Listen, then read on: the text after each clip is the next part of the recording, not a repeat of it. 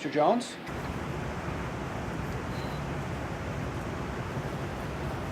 Hey, can I get some help in here? Can you give me a summary of what happened? Yeah, I was just walking by and I found Mr. Jones to be unresponsive with no pulse, so I started chest compressions. Okay. I need someone to assess the airway and begin bag mask ventilation. The patient's not responding. I'll begin bag mask ventilation. Great. I need someone to place a monitor. Monitor's in place. Thank you. IV med person, can you place an IV and be prepared to give medications? Sure.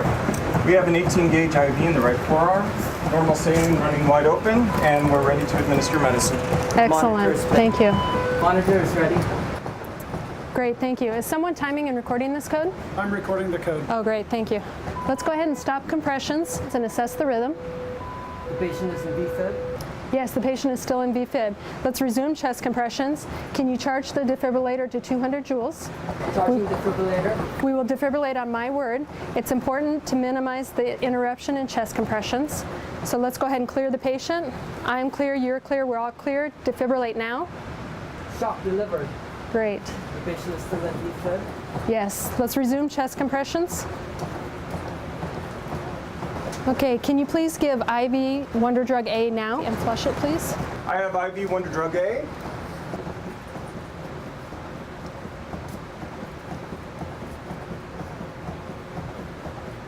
Wonder Drug A has been administered IV and is flushed. I'm getting kind of tired. I could use a break. Okay, thank you for alerting me. Dave, I'm going to need you to take over chest compressions. Can you let me know when you're ready? I'm ready. Okay, let's go ahead and stop and assess the rhythm. The patient is still in VFib. Let's resume chest compressions for 2 minutes and charge the defibrillator to 200 joules. That was a nice transition, thank you.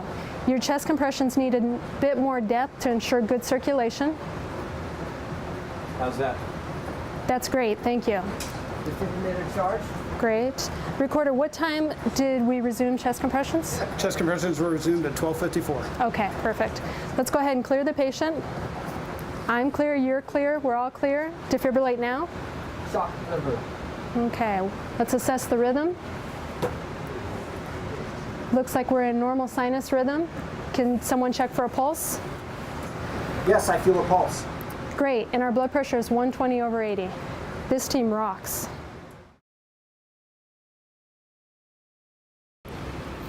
So, real good, guys. So, tell me how you think this went. How did it feel? For me, having the script made it easier to understand what my role should be later on when we did the repeated exercises. And I think it was good that the team leader assigned the roles when she walked in right at the start. So, how did it feel to be team leader?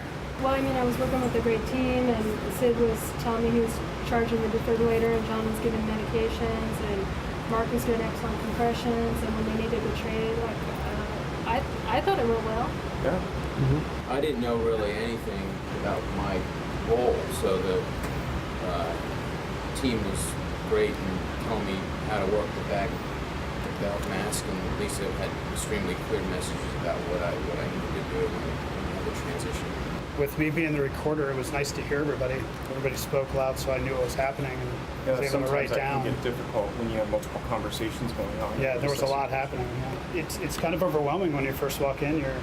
There's so much going on. You're not sure what you're actually supposed to write down, and what's important and what's not important. And I know the first time going through it, it was nice to have the script, but even the second time, I was still sometimes trying to catch up. So, did you notice a difference the first time you did it from the last time you did it? And tell me a little we about were that. far more effective by the time we got to the final exercise. Yeah, it was much better by the end. Like, I felt like we knew our roles, and everybody was really good at communicating with each other. Yeah, much better. Honestly, it's good to get off script too, because at first when we're on script, we're kind of worried about sticking to that, and I think we're thinking less about the experience of working as a team. So even though it felt a little uncomfortable at first, getting rid of that script, I think was good. It definitely helped the flow.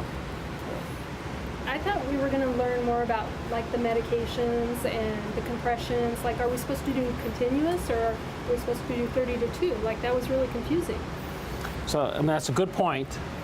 But the point of the exercise really is not to learn CPR, but those other features that when you work on a team can impact outcome, even as much as epinephrine and good chest compressions. So when you look at it like that, what were those key features? What were those things that you did learn that could be as important as epinephrine? I think we could have done a little, like as a team, better job of not talking over each other so much. I think that would be an area of improvement. And I'd like to see a little bit more knowledge sharing as well about some of the chest compressions you were doing and the medications you were giving, just so that we can learn during the exercise.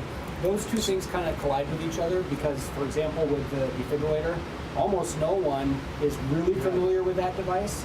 And so if there's someone who is familiar and they start giving advice on how to use it, then to your point, there starts getting to be people talking over each other. So sorting that out is kind of a challenge. Sometimes maybe if we just took the communication through the team leader, I mean, it's one way to do it. So I could see how the way we have effective communication is can impact how well we're doing certain procedures together.